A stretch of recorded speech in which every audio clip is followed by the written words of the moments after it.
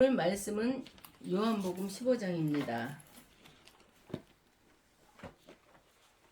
요한복음 15장 9절로 12절에 있는 말씀입니다.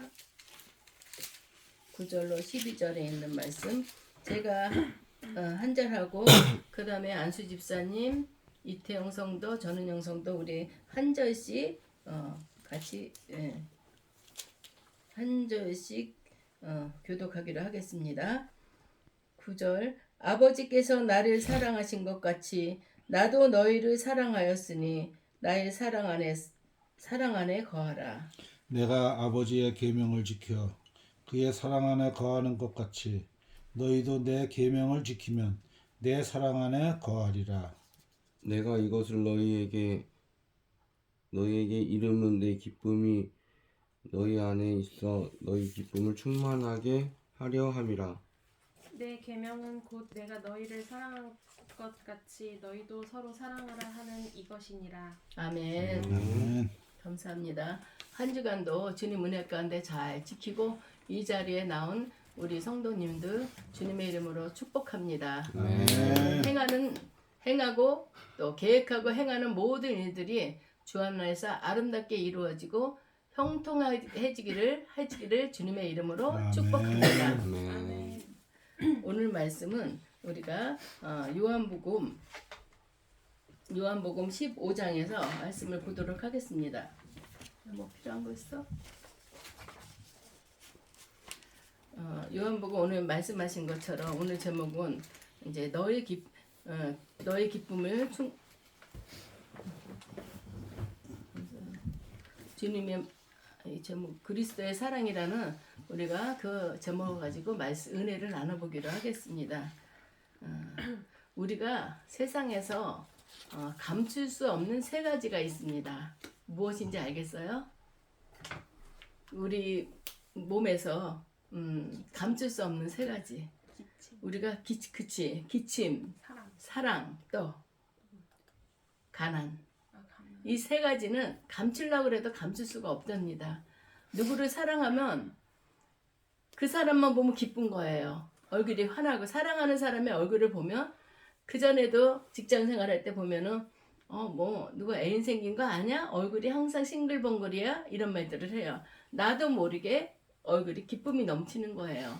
그러니까 얼굴이 막 사랑을 하게 되면 얼굴 표정이 틀려지고 밝고 기뻐지고 또 기침이 나오는데 기침을 참으려고 그러면 그게 참아져요. 막 참자 이러다 보면 이상한 소리가 또 나오게 되고 아무리 가난한 사람이 있는 척해도 가난한 티가 나는 겁니다. 이렇게 세 가지가 우리는 삶 가운데서 감출 수 없는 거래요. 근데 우리 삶 가운데서 날마다 누구를 사랑하는 것처럼 연인을 사랑하는 것처럼 그 사랑이 넘친다면 우리가 그 사랑을 하게 되면 우리 안에는 기쁨이 넘칠 것입니다. 날마다 이렇게 살면 또 얼마나 좋겠습니까? 근데 어제까지만 해도 저 사람 없이는 못 살아. 너무너무 사랑하고 그러는데 또 그 다음날 싸울 수도 있어요. 그러면서 내 결혼 잘못했어. 그게 그걸로 바로 연결이 되는 겁니다. 우리 사람이 그래요. 그렇지만 우리는 항상 기쁨을 유지하기 위해서 우리는 깨어서 기도해야 됩니다. 그리고 저는 이렇게 결혼한 사람들 기도할 때 이런 기도를 해요. 부족한 점은 서로 보완하면서 살고 그렇잖아요. 다 똑같을 순 없어요. 부부를 이렇게 보면은 그래 저 사람은 이게 부족하니까 안 사람이 이런 부분이 넉넉하구나 이렇게 생각을 해요. 우리가 부부는 서로 보완하면서 사는 거지 저 사람이 뭐가 부족하다고 다 부족한 건 아니에요. 내게 없는 것이 있을 수가 있어요. 나는 사랑이 좀 부족하다 이런데 보니까 배우자는 사랑이 넘쳐요. 하나님은 우리 인간이 그렇게 만들어 주셨어요. 우리 부부도 서로가 똑같이 다 넘치진 않아요. 아무리 다 넘치는 사람 같아도 부족한 면이 있으면 그건 배우자를 통해서 또 보완하고 이렇게들 살게끔 돼 있습니다. 얼굴은 우리가 항상 기쁨이 충만하고 그러면 우리가 얼굴은 환하게 빛날 것입니다. 그리고 입에는 웃음이 가득하고 또 생활 속에서 찬양이 끊이질 않을 것이고 무슨 일을 하든지 즐겁고 역동적으로 신나게 일을 할 수 있을 것입니다. 기쁘니까 아무 걱정, 몸이 힘들어도 힘든 거 걱정 안 하고, 네, 그거를 기쁨 가운데 모든 걸 잘할 수 있다는 것을 말하고 있는 것입니다. 반대로 우리가 기쁨이 없어져요, 우리 안에서. 그러면은 우리 표정이 어떻겠어요? 마음도 어떻겠어요? 마음에서도 좀 즐거운 생각이 드는 게 아니에요. 부정적으로 생각이 들고 긍정적인 생각은 없어지게 되는 거예요. 우리는 항상 기쁨을 상실하면 안 돼요. 그리고 기쁨이 없다면 우리 얼굴에서는 걱정에 사로잡힌 그런 얼굴이 됩니다. 먼저 기쁨이 충만하기 위해서 지혜와 자신감을 갖도록 우리는 해야 됩니다. 우리가 기쁨이 없어지면 나는 무슨 존재인가? 나를 비하하게 돼 있어요. 우리 그런 생각이 들어올 때마다 예수의 이름으로 물리치는 거야. 나는 왕과 같은 제사장이라고 성경에 말씀하셨어요. 그럼 내가 얼마나 귀한 존재예요. 정말 누구든지 누구한테 판단받을 사람은 없습니다. 하나님을 닮은 꼴로 우리를 만들었어요. 보면은 똑같이 생긴 사람은 없잖아요. 비슷한 것 같아? 이러기만 하지.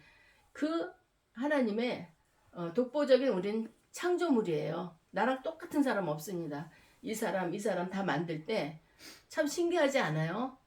지구상에 사람이 얼마나 돼요? 엄청 많잖아요. 그래도 똑같은 사람은 없어요. 하나님의 작품이기 때문에.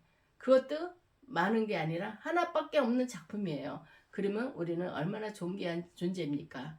스스로를 비약하는 그런 생각은 하지 마시고, 때로는 일이 꼬이고 그럴 때는 힘들고 지칠 때도 있어요. 그러면 나는 이거 뭐 하는 거야? 나는 잘하는 게 아무것도 없네? 이런 생각이 들 때도 있어요. 그럴 때는 아니야, 나는 왕과 같은 제사장이야. 그리고 하나님께서 나를 창조해 주셨어. 나는 하나님의 작품이야. 어떤 작품이든지 하나님께서는 작품을 만들어 놓고 기뻐하셨어요. 그러면 우리는 독보적인 존재고 하나님 앞에 감사가 넘쳐야 될 그런 존재입니다. 그렇게 되면 얼굴에서는 또 즐거움이 우리는 넘칠 것입니다. 우리가 기쁨이 넘치지 못하면 우리 모든 일에 적극적으로 나설 수가 없어요. 내가 일단 좀 이렇게 좀 자존감이 떨어지잖아요.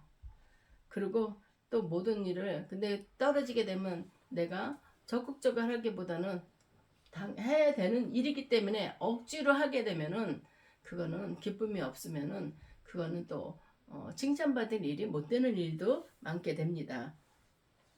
근심과 걱정 속에서 우리가 모든 일을 하게 되면은 주님의 귀한 일마저도 망가뜨리는 그런 일들이 생기게 됩니다. 기뻐야지 교회 가서도 찬양하고 기쁨고 그거를 회복해야 되는데 기쁘지가 않으니까 가서도 이렇게 있게 되고 잡념만 생각해요.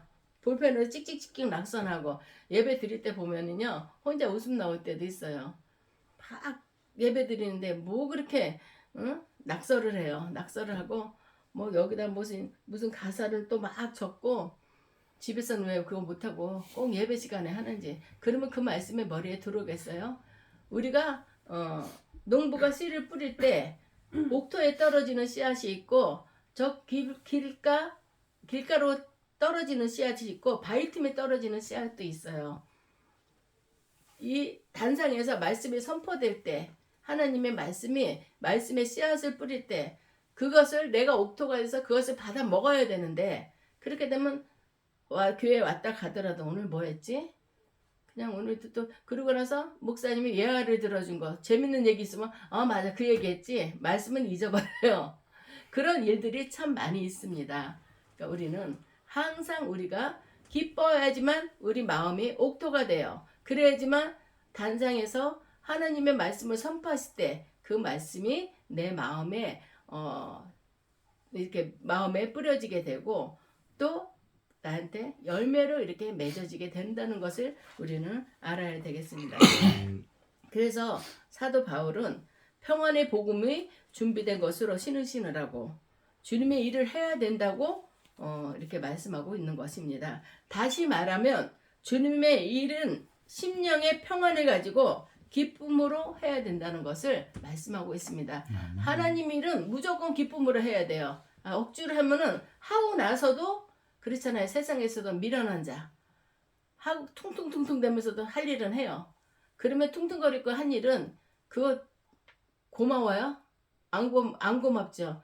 저 사람 뭐든 일 할 때마다 꼭꼭 저런다 이러면서 사람들한테 비난을 받아요. 그렇지만 힘든 일이다 일을 제대로 못하더라도 기뻐서 하게 되면 또 제대로 못할 일도 없어요. 그러면 저 사람은 진짜 얼굴에 어떻게 저렇게 인상이 좋을까? 저 사람은 모든 일이든 긍정적이야. 그리고 사람한테도 칭찬을 받습니다. 근데 사람한테 칭찬받는 사람이 하나님 앞에 칭찬 못 받겠어요? 우리는 다 하고 욕먹는 자보다 다 하고 아름답게 잘했다고 칭찬받는 우리들이 되기를 주님의 이름으로 축원합니다. 아멘. 우리가 잘 알고 있는 5만 번의 기도에 응답을 받은 조지 물러라는 그 목사님은 언젠가 소개한 적이 있습니다. 그 목사님은 설교하기 전에 먼저 기도를 많이 했답니다. 그리고 자신이 먼저 기쁨을 얻은 후에 성도들에게 설교를 했대요. 내가 이 말씀의 은혜를 받지 못하면 내가 선포를 못해요. 하다가도 이거 뭐야? 이렇게 되는 겁니다. 부족하지만 저도 말씀을 준비할 때 그 말씀을 찾는 거, 오늘은 어떤 말씀을 전할까? 이거 참 고민이 돼요. 찾아서도 말씀을 또 읽고 성경 말씀 또 읽고 또 설교를 준비한다음에도 그 설교 말씀을 또 읽고 하면서 줄이고 또 줄이고 조절하고 그러면서 내가 마음에 기쁨이 올 때 이 말씀을 전하면 전하는 자나 듣는 자나 다 은혜가 되는 말씀이 되기도 합니다. 그래서 조지 뮬러 목사님은 설교하는 그 가운데 자기 자신이 먼저 기쁨이 충만할 때 그 말씀을 듣는 성도들에게 기쁨이 온다는 거 그거를 깨닫고 그래서 그 목사님은 들으는 기도마다 이렇게 응답을 받는 그런 목사님이기도 했습니다. 그러니까 우리가 항상 기뻐야 된다는 걸 누구의 이름으로? 예수님의 이름으로 우리는 항상 기쁨이 충만해야 됩니다. 그러면 우리 성도의 삶 속에서 기쁨이 충만하기 위해서 우리가 어떻게 살아야 되겠습니까? 세상 사람들은 나 아주 막 열받아. 노래방 가서 풀어야 돼. 막 노래방 가고 술 먹고 그러면서 풀라고 그러잖아요. 근데 사실은 그 순간은 노래 부르고 하다 보면은 조금 풀린 듯 하겠죠. 그렇지만 그걸로는 풀 수가 없습니다. 그것 때문에 더 큰 문제가 발생할 수가 있어요. 그래서 우리는 예수의 이름으로 하나님 앞에 기도하면 노래를 하더라도 그냥 노래가 아니라 찬양을 해야 됩니다. 그러다 보면은 찬양 중에는 하나님이 거하세요. 곡조부터는 기도라고 찬양을 얘기하거든요. 그럴 때 우리 안에 기쁨과 즐거움이 가득 차게 되는 걸 우리는 알아야 되겠습니다. 먼저 성도는 예수 그리스도가 기쁨의 원천이라는 것을 알아야 됩니다. 다른 게 기쁜 게 아니에요. 밖에서 놀고 뭐 쇼핑하고 이게 기쁜 게 아니라 그렇게 그 기쁨을 얻기 위해서 세상 방법으로 하지만 나중에 보면 이게 아닌 거예요. 정말 기쁨을 주는 것은 예수 그리스도라는 걸 알아가지고 우리가 정말 마음의 기쁨이 떠나고 마음이 그렇잖아요. 사람들 꿀꿀하다 그러잖아요. 그럴 때는 하나님이 보내는 신호예요. 너 기도해라. 너 찬양하라. 그 사인을 잘 받으시는 우리 성도님들 되시기를 주님의 이름으로 축원합니다. 아멘. 9절 말씀 보면 아버지께서 나를 사랑하신 것 같이 나도 너희를 사랑하였느니라. 하나님 아버지께서 예수님을 사랑한 것 같이 예수님도 우리를 사랑한다는 거예요. 이렇게 우리가 사랑을 받고 있는 존재인데 우리가 마음이 기쁘지 않으면 되겠습니까? 예수 그리스도께서 하나님을 아버지라 하신 것은 하나님의 사랑은 우리 인간 세계의 아버지의 사랑과 같은 성격을 지니고 있음을 비유적으로 말씀하신 것입니다. 성경 말씀에 보면은 자식이 떡을 달라고 그럴 때 돌을 줄 부모가 어디 있겠으며 자식이 생선을 달라고 그럴 때 정갈을 줄 부모가 어디 있겠냐 이렇게 성경 말씀하고 있습니다. 그 말씀 볼 때 그 말씀 볼 때 정말 아기를 낳고 키워본 사람들은 그 말씀 맞아. 내 입에 못 들어가도 내 자식 입에는 좋은 거 먹이기 원합니다. 나는 정말 옷을 아주 좋은 거 못 입더라도 애들은 어디 갔었든지 옷을 잘 입어요. 얼굴도 이렇게 빛나잖아요. 그러니까 밝고 건강한 자식으로 키우면서 애들한테는 더 좋은 거를 하는 거예요. 내가 하나님 앞에 기도하는 것이 하나님이 보실 때 나는 하나님 이 볼펜 하나만 주세요. 하나님한테 간구하면 하나님은 이 볼펜보다도 더 좋은 것으로 이거를 대신할 수 있는 더 좋은 것으로 주시지 않겠냐. 육신의 부모도 자식한테 구하는 것보다 더 좋은 거를 줄 아는데 하늘에 계신 하나님은 이보다 더하지 않겠느냐. 이런 말씀이 생각이 납니다. 우리는 항상 내가 무엇을 하다가도 하나님의 말씀이 떠오르면 거기에 위로를 받는 거예요. 세상의 즐거움을 얻기 위해서 세상 방법으로 하면 즐거움이 안 와요. 그렇지만 하나님의 말씀을 내가 기억하고 또 묵상하고 힘든 순간에는 그 말씀이 기억이 납니다. 그러면 그 말씀을 기억하다 내가 힘들 때만 하나님께서 그러셨죠. 너희가 자식이 떡을 달라고 그럴 때 돌덩이를 줄 부모가 어디 있겠으며 자식이 생선을 달라고 그러는데 정갈에 물리면 죽잖아요. 그런 것을 주겠느냐. 성경에 말씀하셨습니다. 그러면 저는 지금 내가 구하는 것에 무엇 때문에 내 사람의 얼굴이 기쁨이 없다는 것은 내 뜻대로 되지 않고 급하다는 겁니다. 그럴 때 하나님께서는 하나님 나는 지금 이거를 구하지만 이것보다 더 좋은 것으로 더 좋은 방법으로 하나님이 해결해 주실 것을 믿습니다. 아멘. 이 말씀을 믿으면 이 말씀이 내 거가 되는 거예요. 하나님의 성경 말씀에 그냥 보기 좋으라고 한 거 아닙니다. 니네 육신의 부모도 자식한테 이렇게 좋은 걸 줄 아는데 하나님일까 보냐. 나는 우주 만물을 창조한 여호와 하나님이다. 니네들이 내 존재를 믿는다면 니네들이 내 자식인데 내가 너희들을 힘들게 하겠느냐. 주님은 말씀하고 계십니다. 우린 말씀을 항상 묵상해야 돼요. 그래서 말씀을 봐야 되고 이 보는 거로 끝나지 않고 이 말씀을 묵상해서 이게 내 안에 있어야 되는 거예요. 시험을 볼 때 공부하지 않으면 그 시험 어떤 문제가 나오든지 쉬운 문제가 나온다 하더라도 공부하지 않으면 맞출 수가 없어요. 공부한 내용들이 내 머리에 있기 때문에 기억나고 생각나서 맞출 수 있는 것입니다. 우리가 하나님께 기도할 때도 이 성경 말씀을 모르면은 애들도 부모한테 그러잖아요. 엄마 이번에 내가 100점짜리 5가지 과목장에서 100점짜리가 4개만 나와도 4개 나오면은 엄마가 나 뭐 해준다 그랬지. 부모하고 약속을 해요. 그러면 애는 약속을 해갖고 부모한테 그 약속한 걸 받기 위해서 엄청 애를 써요. 근데 엄마는 아무리 없다도 자식하고 약속한 거는 지켜주잖아요.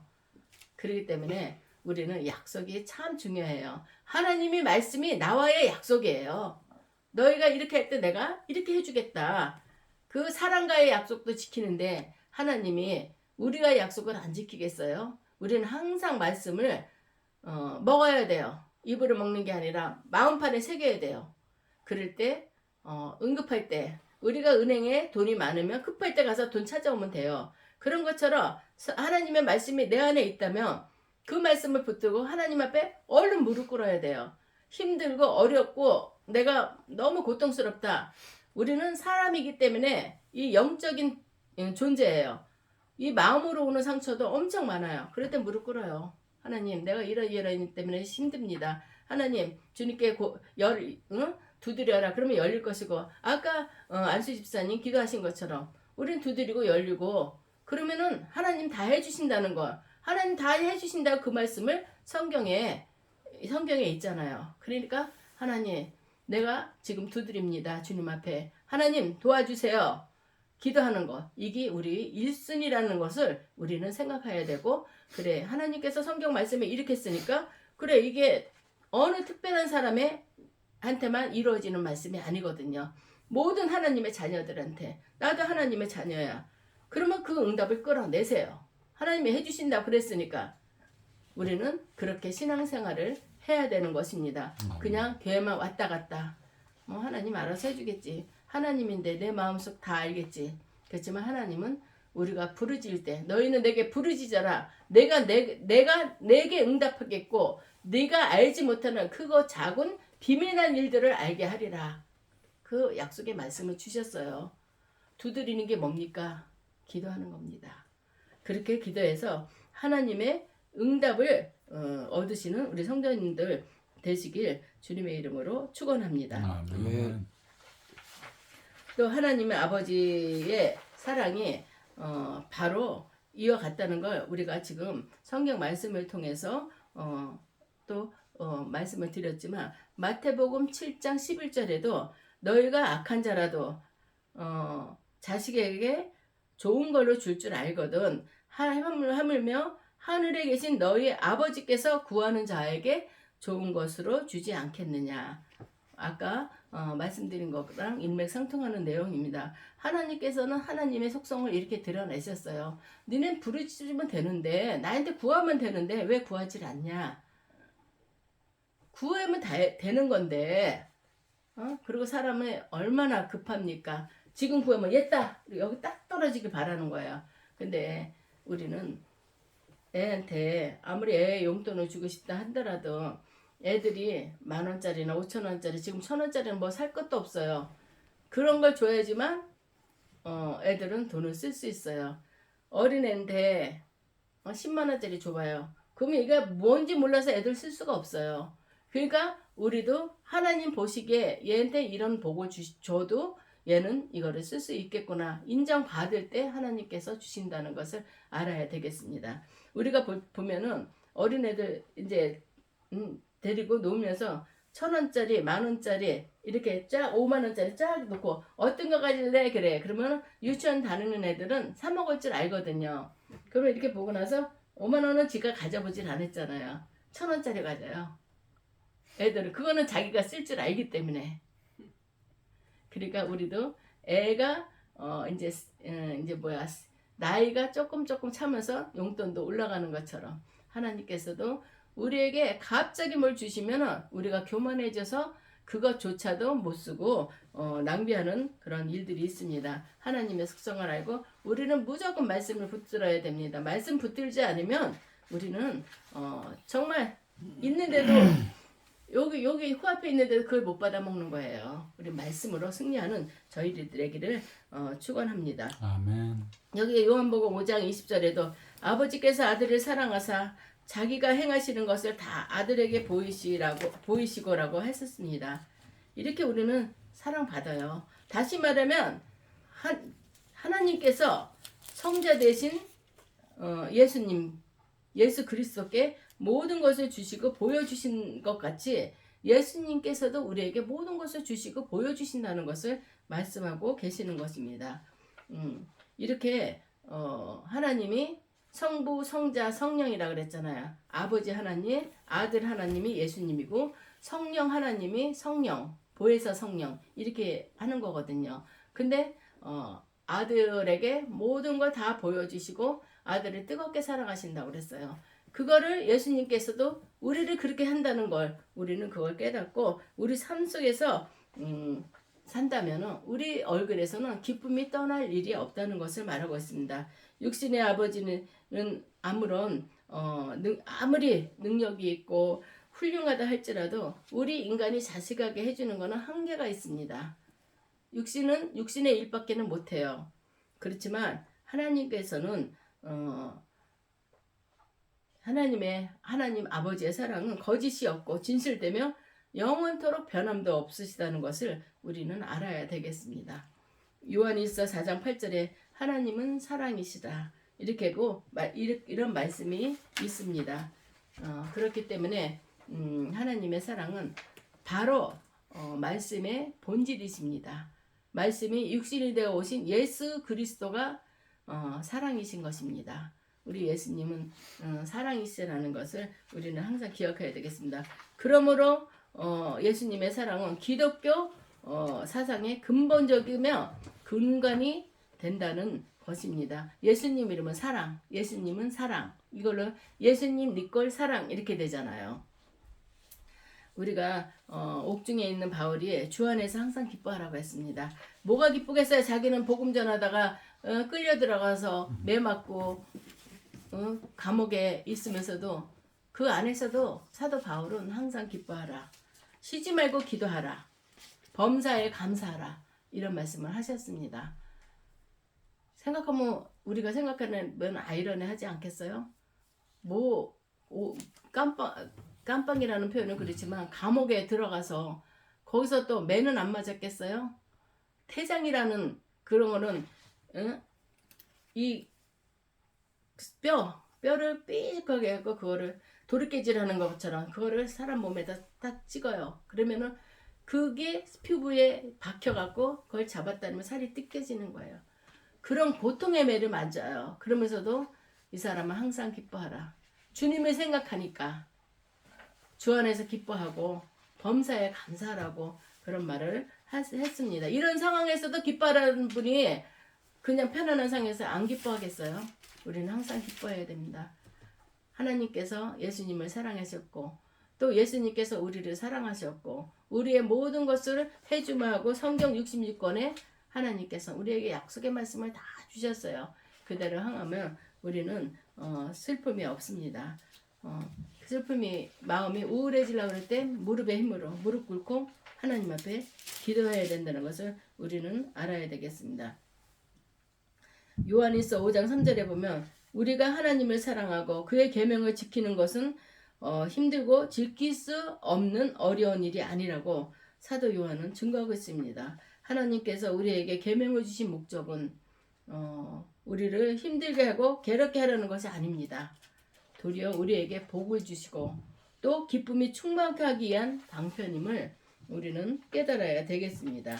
우리는 하나님이 우리에게 계명 주시고 그런데 간혹 가다가 믿음을 가진 성도들 가운데서도 그의 계명을 순종하지 않고 무거운 짐으로 생각하는 사람들이 많이 있습니다.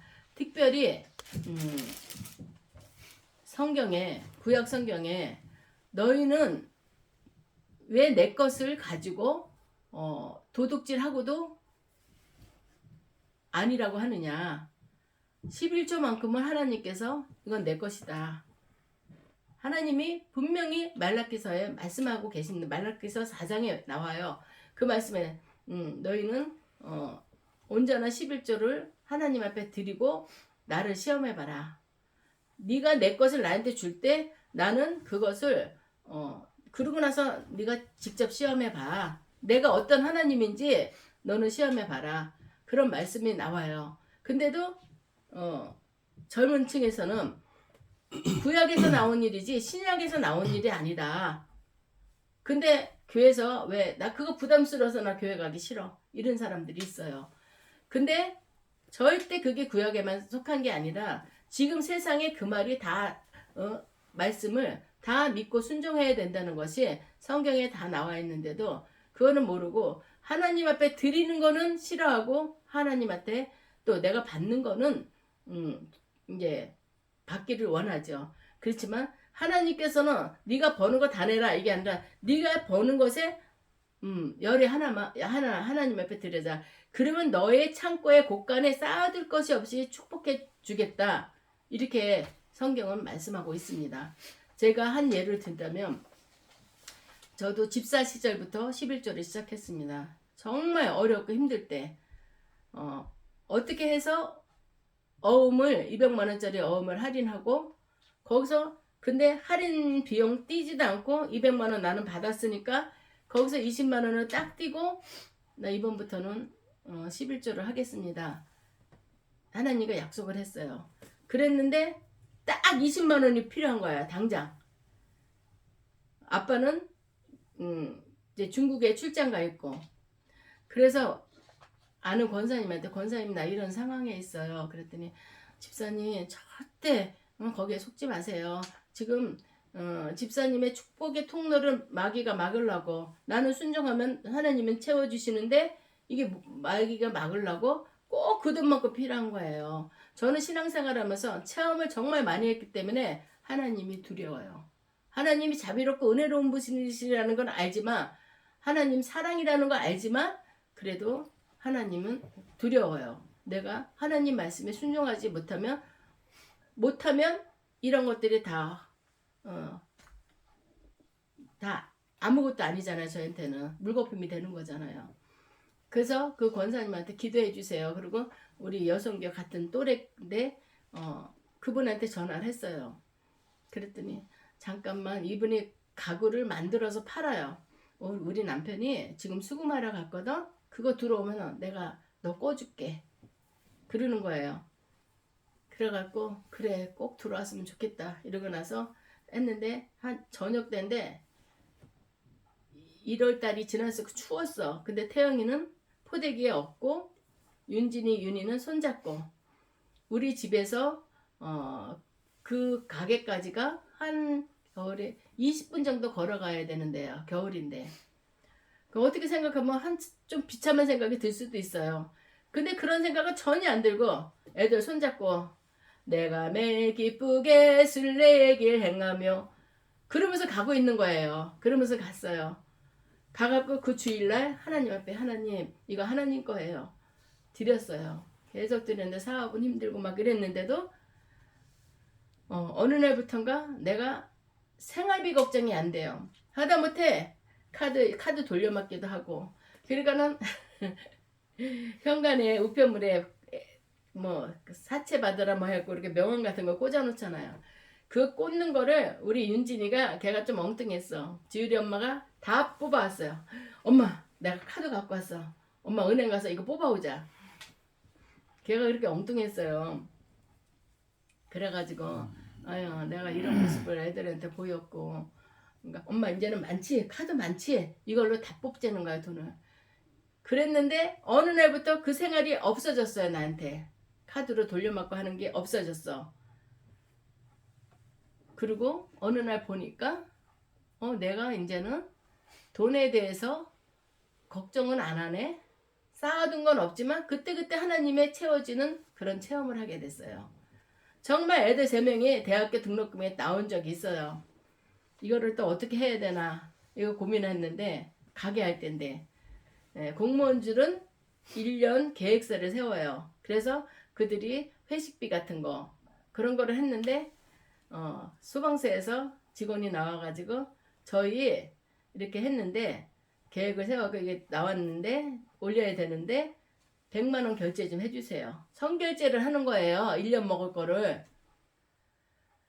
그런 일이 있겠어요? 참 좀 흔한 일은 아니죠. 그래서 애들 3명은 대학 등록금 다 냈어요. 그런 일들이 이 사람 저 사람 있으니까 참 감사한 게 통장에 싸놓은 건 없어요. 그렇지만 쓸 때마다 하나님 역사해 주시더라고요. 살아있는 사람이 겪은 얘기예요 이게. 그래서 우리 하나님은 이런 분이시구나. 어느 날 남편하고 그런 얘기를 했어요. 진짜 언제부턴가 나는 내 주머니가 마르지 않고 내가 쓰려고 할 때 돈이 없지가 않은 거예요. 하나님께서 다 미리미리 준비해 주시는 거야. 그래서 그래 하나님께서 이렇게 말씀하시더니 그 말씀대로 순종했더니 하나님께서 정말 쌓아둘 것이 없도록 그러니까 물질적인 것만이 아니고 내가 근심하고 걱정했던 일들이 내 얼굴에 그늘이 지는 일들을 막아주셨어요. 그래서 그 얘기를 하면서 하나님은 내가 진짜 감사하다. 그리고 우리 자식들이 정말 어느 교회에 있든지 간에 내가 섬기는 교회에 11조는 하나님 거라는 걸 생각하고 드렸으면 좋겠습니다. 근데 둘째 딸이 그러더라고요. 엄마 나 지금 내가 돈을 받는 게 아니라 카드를 받아서 생활비를 이렇게 빼쓰는데 엄마 나 어떻게 해야 돼? 이러더라고요. 그냥 10만 원으로 해갖고 내가 11조 해도 돼? 이러더라고요. 안 돼. 11조는 내 수입의 열의 하나인데 네가 10만 원 내고 나서 나 이거 11조 해야 되는 거는 하나님을 기만하는 행동이라. 그거는 네가 마음의 준비가 될 때까지 하지 말고 하나님 앞에 작정헌금을 드려라. 하나님 저는 지금 그럴 상황이 못 돼요. 그렇지만 꼭 저도 이렇게 11조 할 수 있도록 도와주세요 하고 작정을 하고 그 예물만큼 드려라. 그게 너한테 창고에 쌓이는 복이 되는 거지 하나님을 기만해서는 안 된다. 근데 이게 교회에 내가 사역을 할 때 문제가 된 적이 있었어요. 누가 이거를 물어봤어요. 그래서 11조는 이렇게 되는 거다. 그랬더니 자기는 3만 원만 하고 싶대. 그래서 그러면요, 하나님 그 마음 아시니까 작정 헌금을 하세요. 무슨 다른 헌금으로 하세요. 그랬더니 삐져가지고 또 그거를 또 위에다 일러 바쳤네. 그래갖고 유 목사님 너무 그렇게 강하게 하면 안 된대. 그래서 아니 첫 번 교육할 때 똑바로 해야지. 그 사람 신앙이 바로 서는 거지. 그래 맞대. 그거는 맞는데 그 사람이 그 그릇이 안 되기 때문에 실족할까봐. 그래서 저는 11조라는 이름을 붙이지 말고 다른 이름을 붙여서 하나님 앞에 올리라고 그랬는데요. 그랬더니 교회에서도 할 말이 없지. 바르게 교육하겠다는데 무슨 말을 하겠어요. 그러니까 바른 그 말이 맞긴 맞는데 교회 측에서는 한 사람이 또 실족할까봐 그걸 또 걱정해갖고 그것 때문에 염려한 적도 있습니다. 하나님은 사랑이십니다. 우리를 사랑해 주시는 그 하나님이 우리에게 좋은 것 안 주시겠어요? 아까 말씀드린 것처럼 떡을 달라고 그럴 때 돌을 안 준다. 니네들 생선 먹고 싶어 하는데 내가 정갈 줘서 니네 몸에 해롭게 하겠느냐. 니네 부모도 그러잖아. 근데 나는 하나님이야. 나는 하나님인데 내가 니들한테 그렇게 하겠냐. 나는 사랑의 하나님이다. 너네들은 나를 믿고 내 말씀, 이 말씀을 묵상하면 내가 너희에게 계명하는 거 너는 지켜라. 이런 말씀입니다. 우리 하나님의 계명, 우리 십계명도 있지만 성경 말씀을 보면 너는 이렇게 하라, 이렇게 하라. 이게 계명입니다. 그 말씀을 붙들고 우리가 기도하면서 올해 세월이 너무 짧습니다. 1월 달에 12월 달에 입원해갖고 1월 달에 병원에 있으면서 언제 이 시간이 갈까? 보름 동안 입원하니까 2주 입원했죠? 3주가 아니라 2주. 그랬을 때 이 시간이 진짜 갈까? 하루하루가 너무 싫었어요. 병원 냄새도 싫고 다리 고통스러운 것도 싫고 뭐 너무너무 그랬어요. 근데 벌써 12월이 됐잖아요. 이 12월 금방 지나갑니다. 우리는 12월을 2023년을 마무리하는 시기로 생각하면서 생각이 아니라 그렇게 해야 됩니다. 하나하나 점검해 보면서 다른 것만 점검해 보는 게 아니라 우리 믿음을 또 점검해 보면서 2024년에는 내가 믿음의 결단을 어떻게 해야 되겠다 생각하며 하나님만이 나를 사랑하는 게 아니라 나도 하나님을 사랑해서 하나님의 능력이 우리 가정에도 나타나는 그런 하나가 되기를 주님의 이름으로 축복합니다. 기도하겠습니다.